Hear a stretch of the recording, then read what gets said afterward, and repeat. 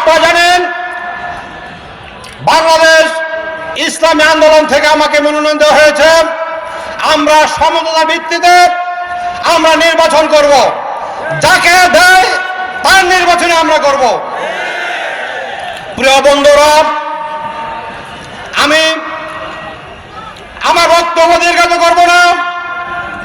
আমি আমাদের দ্বিতীয় খলিফা হযরত ওমর রাদিয়াল্লাহু আনহুর একটি বিখ্যাত উক্তি দিয়ে আমার বক্তব্য শেষ করব। প্রিয় বন্ধুগণ, হযরত ওমর বলেছিলেন, ফোরাত নদীর তীরে যদি একটি কুকুর না খেয়ে মারা যায় তাহলে কাল হাসর ময়দানে আমার ওমরকে জিজ্ঞাসা হবে। প্রিয় ভাইয়েরা আমার, আমি বলতে চাই, ঐক্য জোট, একদলীয় জোট, যদি আরো কোন দল আমাদের মধ্যে আসে, আমরা এক প্ল্যাটফর্মে এক পাশে ভোট দেব। ইতিপূর্বে অনেক বক্তারা বক্তব্য রেখেছেন, তারা ইসলামের জোয়ারের কথা বলেছেন।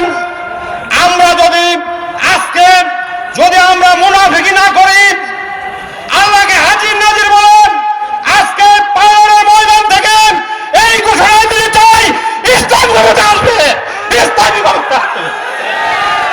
প্রিয় বন্ধুগণ, সময় বাধা, যেহেতু বক্তব্য অনেক কিছু বলা সত্ত্বেও আমি আর বক্তব্য দিতে চাই না।